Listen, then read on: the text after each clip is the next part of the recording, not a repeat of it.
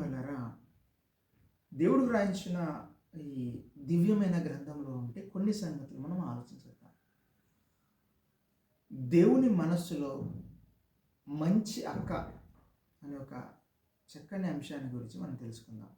ఇది అంశంగా నేను ఎందుకు చెప్తున్నానంటే, నిజంగా దేవుడు కుటుంబాలకు దేవుడిచ్చిన విలువ, లేదా ఈ కుటుంబాలన్నీ బ్రతికి ఉన్నాయి అంటే భూమి మీద అన్ని కుటుంబాలకు ఒక తండ్రి ఉంటాడు. ఒక్కో కుటుంబానికి ఒక తండ్రి ఉంటాడు. అన్ని కుటుంబాలకు కలిపి ఒకే ఒక తండ్రి ఉంటాడు, అతనే దేవుడు. ఆ దేవుడు మనుషుల మధ్య ఎన్నో ప్రేమలు ఆయన్ని పెట్టాడు. ఇక ఆ ప్రేమలలో అక్క ప్రేమను గురించి దేవుడు ఎంత చక్కగా రాయించాడంటే నిజంగా చదివితే ఆశ్చర్యపోతారు వాళ్ళ. మనం దాని గురించి ప్రత్యేకంగా ఎందుకు చదువుకోవాలి అని అంటే, అక్క ప్రేమ గురించి చాలామంది భూమి మీద మనుషులు నిజంగా ఎన్నో రాసినప్పటికీ ఒక చక్కటి చరిత్ర,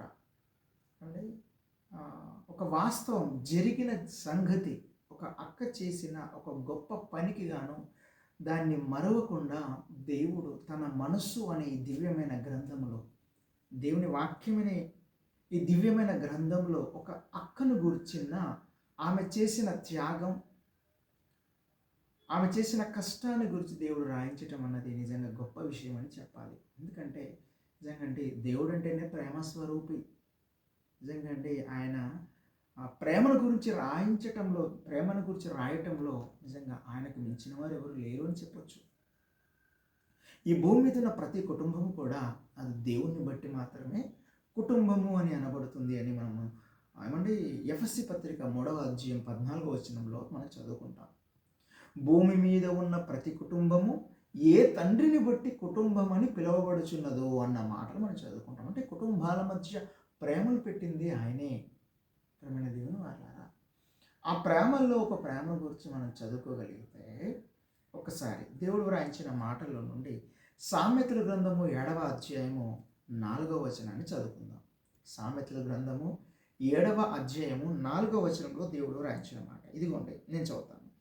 జ్ఞానముతో నీవు నాకు అక్కవనియు, తెలివితో నీవు నాకు చెలికత్తవనియు చెప్పుము అని రాయబడింది. ప్రేమైన దేవుని వాళ్ళారా, ఇక్కడ చూసారా, దేవుడు జ్ఞానముతో చెప్పాలట. ఏమని? నీవు నాకు అక్కవు అని చెప్పాలి అని రాయబడింది. ఎందుకు అంటారు అండి? జ్ఞానంతో నువ్వు నాకు అమ్మవు అని చెప్పమని అక్కడేమి రాయబడలేదండి. అమ్మ చాలా గొప్పదే, కానీ ఇక్కడ మరొక తల్లి, ఆమె అక్క. నిజంగా ఆమెను గురించి ఆ క్యారెక్టర్ గురించి పోలుస్తూ ఆయన చెప్పిన మాట ఏమన్నారంటే, ఒక విలువైన విషయాన్ని చెప్పేటప్పుడు మనము ఒక విలువైన ఉదాహరణ తీసుకొని మనం చెప్తాం, అంతే కదండి. విలువైన విషయాన్ని చెబుతున్నప్పుడు విలువైన ఉదాహరణ తీసుకొని మనం చెప్తాం, అంతే కదా. అలాగనే దేవుడు కూడా నిజంగా ఆయన ఒక విలువైన సంగతిని చెప్పేటప్పుడు, ఒక విలువైన బంధాన్ని గురించి చెప్తున్నప్పుడు విలువైన ప్రేమ కలిగిన బంధాన్ని ఆయన ఉదాహరణగా తీసుకున్నాడు. ఆయన అందుకే ఏం చెప్తున్నా చూసారా, ఇదిగో నీ జ్ఞానముతో నీవు నాకు అక్కవనియు, తెలివితో నీవు నాకు చెలికత్తవనియు చెప్పుము అని రాయబడింది. అంటే జ్ఞానంతో మనం ఏం చెప్పాలి? నువ్వే నాకు అక్క. ప్రేమైన దేవుని వాళ్ళారా, ఇక్కడ మనం చూసుకోగలిగితే నిజంగా జ్ఞానం అయితే మనిషిని ఎలాగైతే రక్షిస్తుందో, ఒక ప్రమాదకరమైన లోకం నుండి ఒక పాతాళం నుండి ఎలాగైతే జ్ఞానం మనల్ని రక్షిస్తుందో, అలాగనే ఈ లోకంలో కూడా ఒక అక్క మనిషిని రక్షించడానికి ఏ కుటుంబంలోనైనా ఎంత తాపత్రయపడుతుందో, ఒక కుటుంబాన్ని నిలబెట్టడానికి, లేదా తమ్ముడు లేదా చెల్లి జీవితాలు నిలబెట్టడానికి నిజంగా కొందరు అక్కలు పడుతున్న కష్టం నిజంగా అపారమైనది అని చెప్పాలి. చాలా కష్టపడుతుంది నిజంగా. కుటుంబాలను కాపాడటంలో అక్కల పాత్ర చాలా ఉంటుంది నిజంగా. ఎందుకు దేవుడు చూసారా ఏమన్నాడు? జ్ఞానముతో నీవు నాకు అక్కవని చెప్పమని చెప్పాడు ఆయన. ప్రేమైన దేవుడు వాళ్ళారా, నిజంగా ఒక కుటుంబంలో జరిగిన ఒక యథార్థతను మీకు చెప్తాను చూడండి. కొన్ని వేల సంవత్సరాల క్రితం జరిగిన యథార్థ సంఘటనను దేవుడు ఎంత చక్కగా రాయించాడు అని అంటే, ఒక అక్క ఒక తమ్ముడిని కాపాడింది, ఒక ఒక అక్క ఒక కుటుంబాన్ని కాపాడుకోగలిగింది, ఒక అక్క ఒక జనాంగాన్నే కాపాడింది. ఒక మాటలు చెప్పాలంటే ఒక అక్క అండి ఒక దేశ ప్రజలను కాపాడటానికి ఆమె చేసిన త్యాగం ఏంటో దేవుడు మరవకుండా, ఆమె చేసిన కష్టాన్ని ఏమంటే మిస్ చేయకుండా రాయించాడండి. ప్రియమైన దేవుని వారు ఒక్కసారి ఆ సందర్భాన్ని మనం చూసుకోగలిగితే మీకు తెలిసిన మాట నేను చెప్తాను చూడండి. అండి మహానాయకుడు అనగానే మనకు గుర్తొచ్చేది ఎవరు అంటే పాత నిబంధనలో చరిత్రలో మోషే గారు. ఒక మోషే గారు నిలబడ్డాడు అండి, ఆయన భూమి మీద బ్రతకగలిగాడు అని అంటే ఒక మనిషిగా, మోషే గారి ఎదుగుదల కోసం, మోషే గారి కాపాడటం కోసం ఒక మనిషిగా ఒక అక్క ఏమంటే కాపాడిన విధానం, ఆమె పాత్ర ఎంత గొప్పదో దేవుడు ఎంతో చక్కగా రాయించాడు. ప్రేమ దేవుని వల్ల ఒకసారి బైబిల్లో వ్రాయబడిన మాటలు మనం చూసుకోగలిగితే నిర్గమాకాండంలో దేవుడు రాయించిన మాట నేను చదువుతాను చూడండి.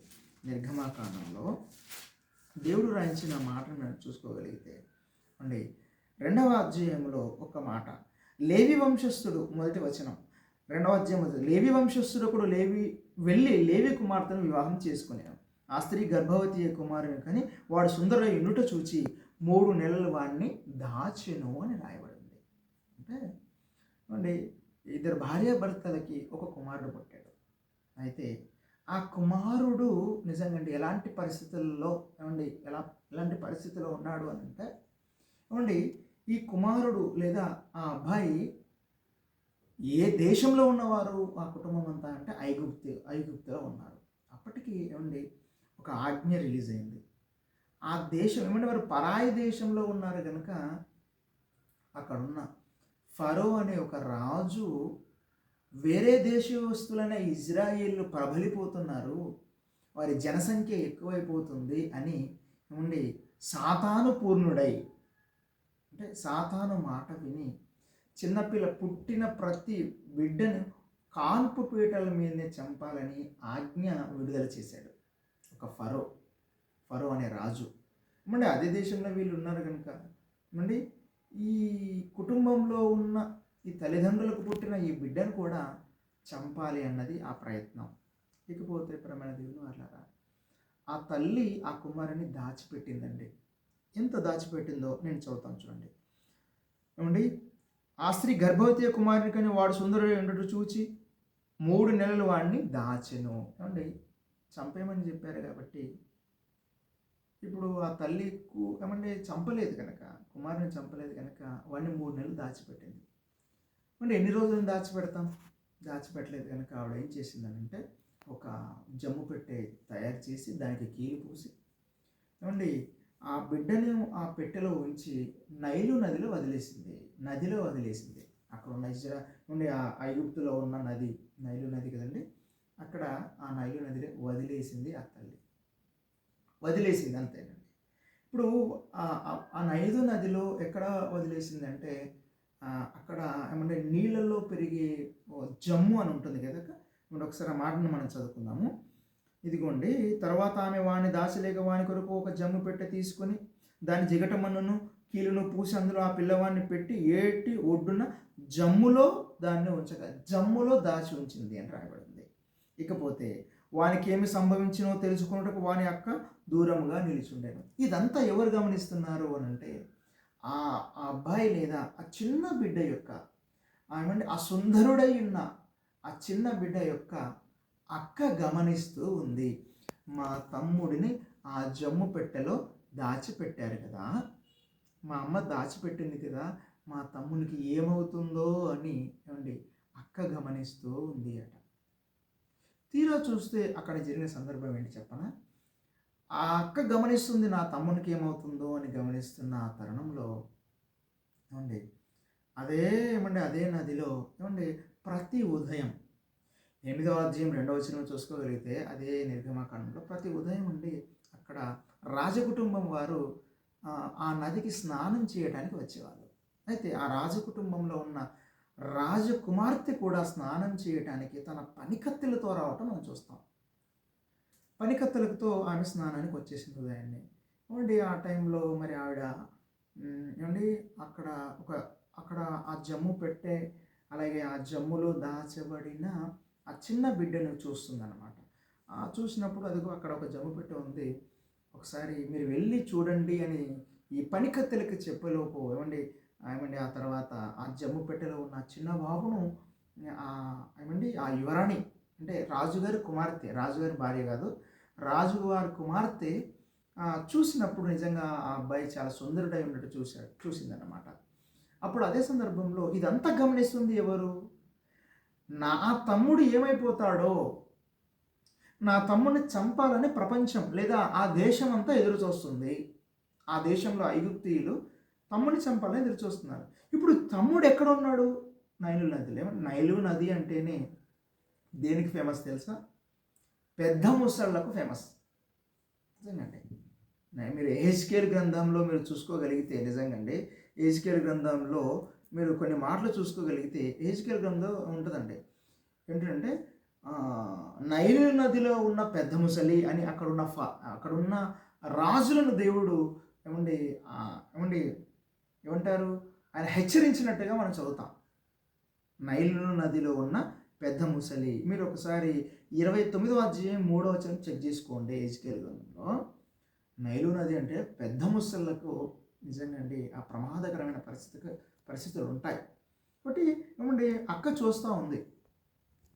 ఇకపోతే ప్రియమైన దేవుని వారలారా, ఇప్పుడు వీరు స్నానం చేసి రాజుగారు స్నానం చేస్తున్నారు, రాజుగారు వారి కుటుంబం స్నానం చేస్తున్న ప్రాంతం మాత్రం చాలా క్షేమకరంగా చూసుకుంటారు, ఎలాంటి సమస్యలు రాకుండా ఏం రాకుండా. కానీ ఒక క్షేమకరమైన మంచి పరిస్థితుల్లో ఆమె వదిలిపెట్టలేదు కుమారుణ్ణి. వదిలిపెట్టింది ఎక్కడో జమ్ము పెట్టెలో పెట్టేసి వదిలిపెట్టేసింది. ఆ దూరం నుంచి గమనించి ఆవిడ తీసుకొచ్చేసింది.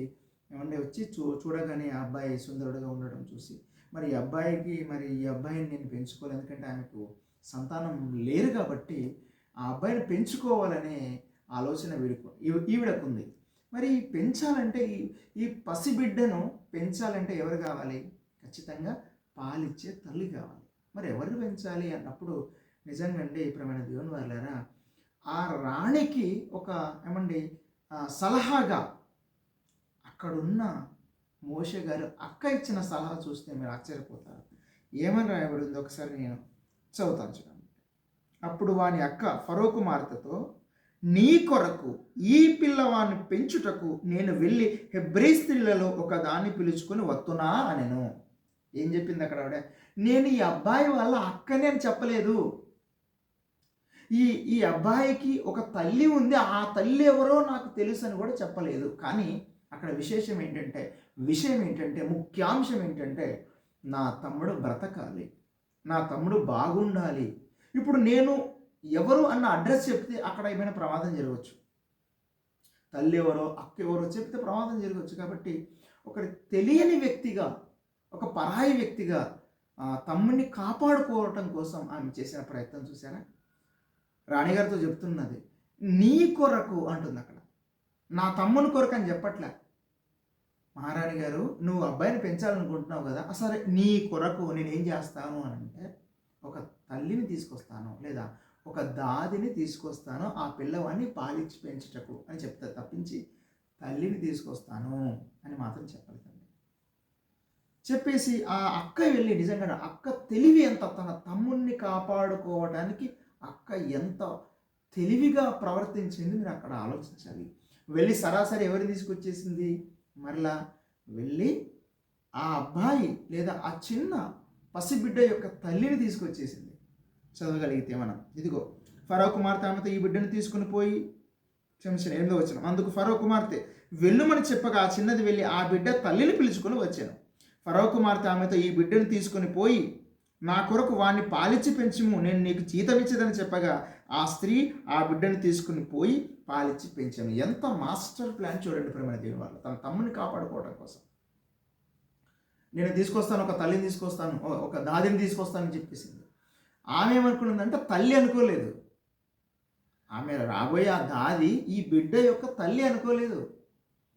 జీతం ఇస్తాను నీకు, ఆ అబ్బాయిని పెంచి నాకు ఇవ్వు అని చెప్తుంది. చూసారా? అంటే ఫరో కుమార్తెకు ఈమె అని తల్లి తెలియదు, ఈమెనే అంటే తల్లి అన్న సంగతి తెలియదు. అక్క ఎంత ప్లాన్ చేసి ఉండవచ్చు ఒకసారి ఆలోచించండి. అంటే అమ్మా అక్కడ ఉన్న మన తమ్ముడున్నాడు కదా, నా తమ్ముడున్నాడు కదా, ఆ తమ్ముడికి నేనే తల్లి అని మాత్రం నువ్వు చెప్పొద్దు,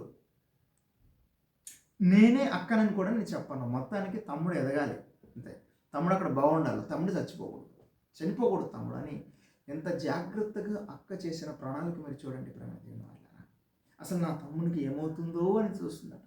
మీరు ప్రతి కుటుంబంలో మీరు చూసుకోగలిగితే కొన్ని కుటుంబాలు నిలబెట్టడానికి ఏమండి, తల్లి తండ్రి ముసలైపోయిన తర్వాత ఇంట్లో అక్క ఉందనుకోండి, అక్క ఆ కుటుంబాన్ని అంతటిని కాపాడడానికి అక్క చేసే ప్రయత్నం చాలా, ఒక మంచి అక్క అయితే ఏమంటే కుటుంబాన్ని అంతనే తమ్ముళ్ళను చెల్లెళ్ళను కాపాడుకోవడానికి అక్క చేసే ప్రయత్నం చాలా గొప్పదిగా ఉంటుంది ప్రేమ దేవుని వల్ల. మనం సమాజంలో ఇప్పటికీ చూస్తున్నాం. అది ముస్లింలైనా, అన్యులైనా, క్రైస్తవులైనా, ఏ మతస్థులైనా దేవుడు పెట్టిన ఆ ప్రేమ నిజంగా అంటే చాలా గొప్పది ప్రేమ దేవుని వల్ల. నిజంగా అంటే అక్కలు కాపాడాలని అందుకే అంటారు కదండి లోకంలో కూడా ఉండి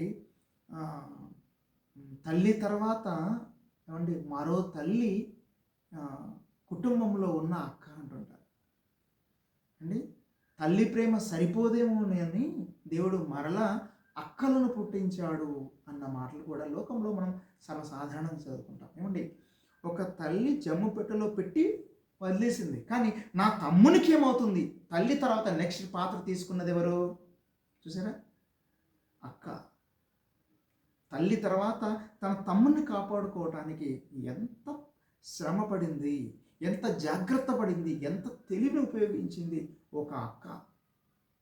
కాబట్టి ప్రమాణ దేవుని వాళ్ళు అందుకే అంటుంటారు కదండి, అక్కలు కలిగిన ప్రతి చెల్లి అదృష్టవంతులు అని, లేదా అక్కలు కలిగిన ప్రతి తమ్ముడు అదృష్టవంతులు అని మాట్లాడుతుంటారు లోకంలో కూడా. నిజంగానే చాలా గొప్ప విషయం ప్రమాణ దేవుని వాళ్ళు. ఎందుకంటే ఎలాంటి పరిస్థితుల్లో కూడా కాపాడుకోవడానికి ప్రయత్నిస్తుంటా ఉంది ఎవరు? అక్క. అంత పాత్ర ఉంటుంది ప్రతి కుటుంబంలో కూడా. అది దేవునికి తెలుసండి. అందుకే దేవుడు ఎలా చెప్పాడు తెలుసా? జ్ఞానముతో నీవు నాకు అక్కవని చెప్పు అని అన్నాడు. జ్ఞానంతో ఏం చెప్పాలట? నువ్వు నాకు అక్క. దేవుని వాళ్ళరా, మనం బైబిల్లో చూసుకోగలిగితే నిజంగా ఆ అక్క ఎవరో కాదండి, మనం చదువుకుంటాం చూసారా, మిరియాము అని. మోషే గారిని పెంచటంలోనూ అలాగే దేవుని పనిలో సహకరించడానికి, ఇజ్రాయేలీలందరినీ నడిపించడానికి గొప్ప పాత్ర పోషించిందే అక్క మిరియాము. నిజంగా అండి, ఆమె గురించి మలాకి గ్రంథంలో ఏం రాయబడిందో తెలుసా? అద్భుతమైన మాట మనం చదువుకుందాం. మలాకి గ్రంథంలో ఒక మాట ఏమండి, ఒకసారి మీరు మలాకి గ్రంథంలో మీరు ఒక మాటను చూసుకోగలిగితే ఎన్నో వచనం అంటే నేను చదువుతాను చూడండి.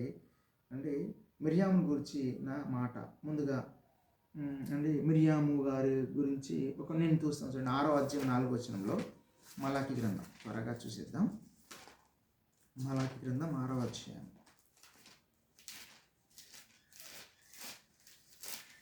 4వ వచనంలో నేను చదువుతాను చూడండి.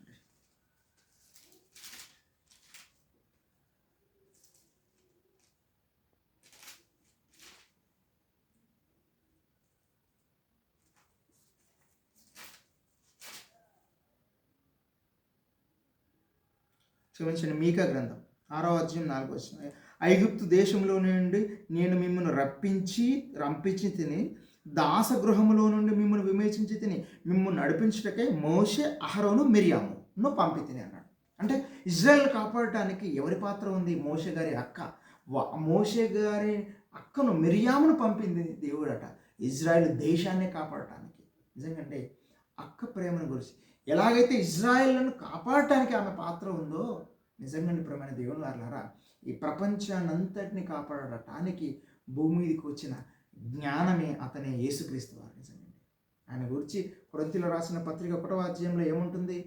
యేసుక్రీస్తు దేవుని శక్తియు దేవుని జ్ఞానము అయి ఉన్నాడు అని ఉంటుంది. అంటే ఆ జ్ఞానమైన యేసుక్రీస్తుతో అక్క ప్రేమ ఎంత ఉందో అంత ప్రేమ ఈ ప్రపంచానికి చూపించాడు ఆయన. అది కదండి ప్రేమైన దేవుని వాళ్ళారా. నిజంగా ఏ అక్కలైనా గమనిస్తున్నారండి, ప్రతి అక్కను గురించి ఆయన తన మనసులో రాసుకున్నాడు. ఆయన మీకు అర్థం కావడానికి ఇదిగో మిరియాము చరిత్ర బైబిల్లో రాయించాడు. తన మనస్సులో అక్కను గురించి రాయించుకున్నాడు. కానీ ఏ అక్క కూడా దేవుని మనస్సు అనే ఈ వాక్యాన్ని వారి హృదయంలో రాసుకోవట్లేదు, లేదా వారి హృదయంలో వాక్యాన్ని ఉంచుకోవట్లేదు ప్రేమ దేవుని వాళ్ళారా. అక్కలారా ఇది మీకు న్యాయమే, మీరు చెప్పండి. ఒక మంచి అక్క గురించి దేవుడు తన మనస్సు అనబడే దివ్యమైన వాక్యంలో రాసుకున్నాడు. అక్కలనబడుతున్న మీరు దేవుని వాక్యం అనబడే ఈ దివ్యమైన గ్రంథాన్ని మీ హృదయంలో రాసుకున్నారా లేదా? ఒక్కసారి నిజంగా నువ్వు మంచి అక్కవైతే దేవుని వాక్యాన్ని హృదయంలో ఉంచుకోవాలి. ఒక్కసారి మీ జీవితాలను చెక్ చేసుకోవాల్సిందిగా మీకు ఈ సందర్భంలో మీకు తెలియజేస్తున్నాను. నిజంగా ఎంత గొప్ప వ్యక్తి ఆయన, ఎంత గొప్ప శక్తి ఆయన. ప్రపంచాన్ని ఏలే ఆయన్ని మీ గురించి, మీ మనస్సు గురించి తన హృదయంలో రాసుకున్నాడు. తన హృదయం అనే ఈ దివ్యమైన వాక్యం గురించి, ఈ వాక్యాన్ని మీ హృదయంలో రాసుకున్నారా? అక్క, నువ్వు మంచిదనవైతే ఒక్కసారి దివ్యమైన గ్రంథాన్ని చదవవలసిందిగా నీకు మరొకసారి గుర్తు చేస్తున్నాను. Thank you. అక్కలందరికీ మీ ప్రియమైన తమ్ముడు వందనాలు.